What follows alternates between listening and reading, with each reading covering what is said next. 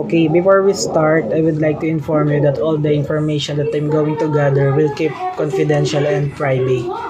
So, before we start, I would like to get your demographic profile such as name, age, and grade level. Ako si Dennis Peralta at ako ay 17 years old at ako ay grade 11 STEM student. Um, can I ask is if your parent is same-sex or hetero?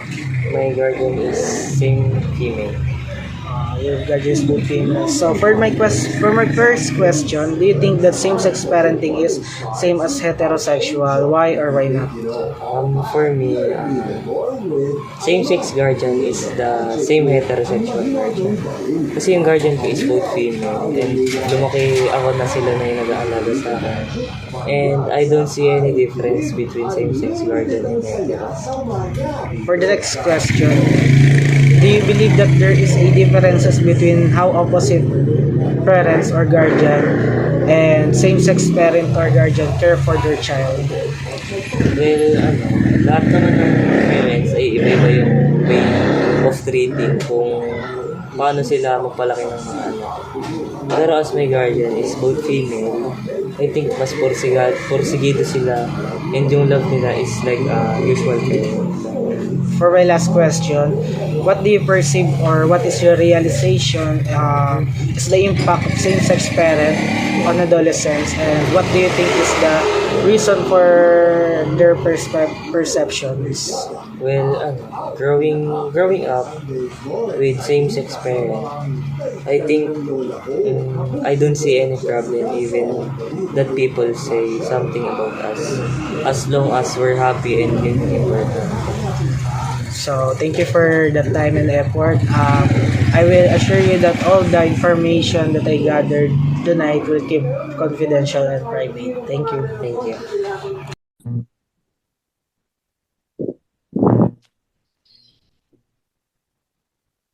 For question number one, what is your demographic profile? My name is Carl Jacob Arbunyag. I am 17, turning 18 this year, and I am from 11 STEM.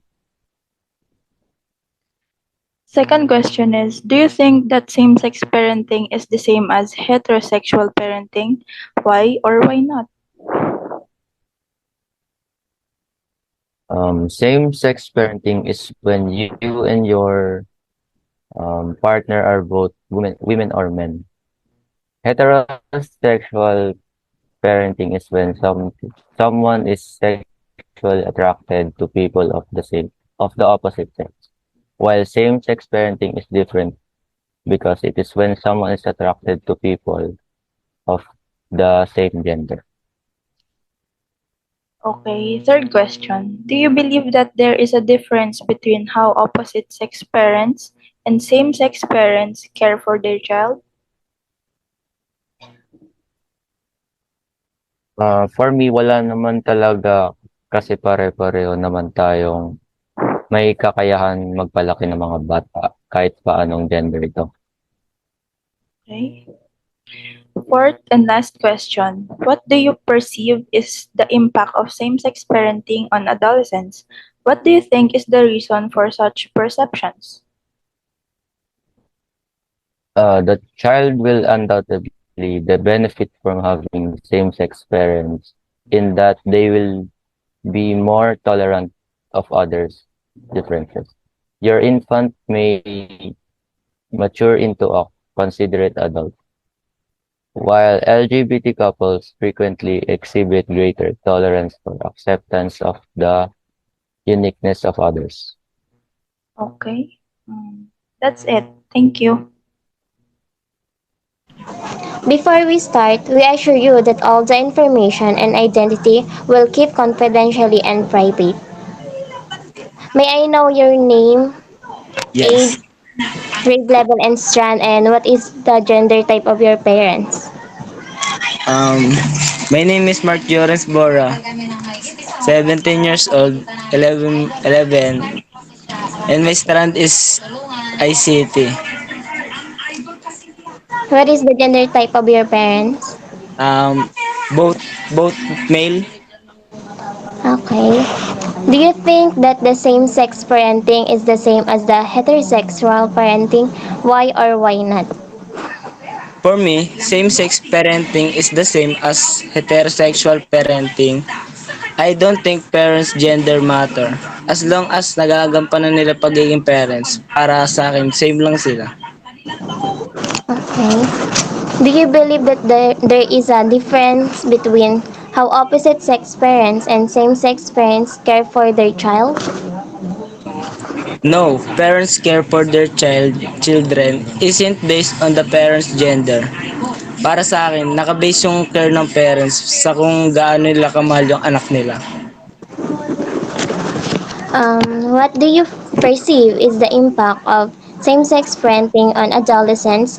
What do you think is the reason for that perceptions?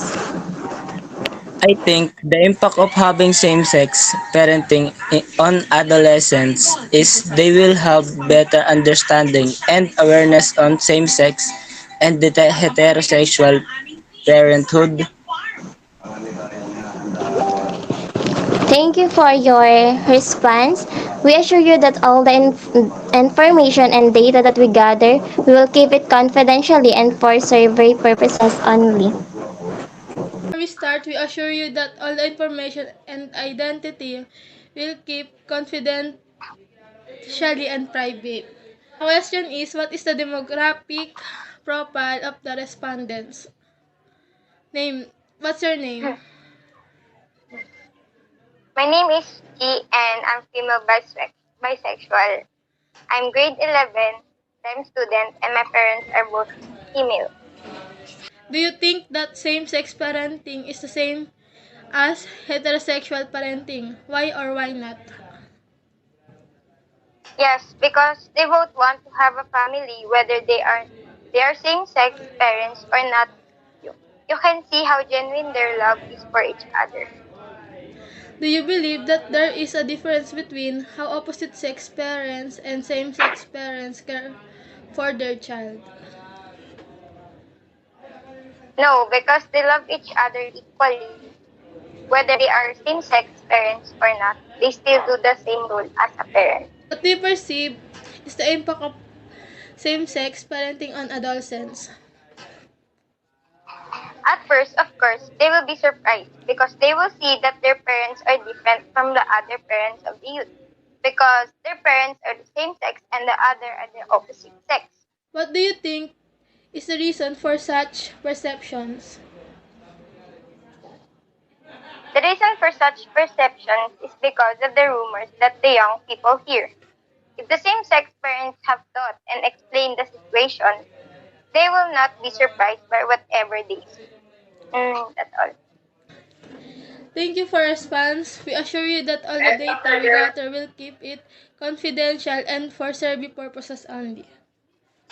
Thank you.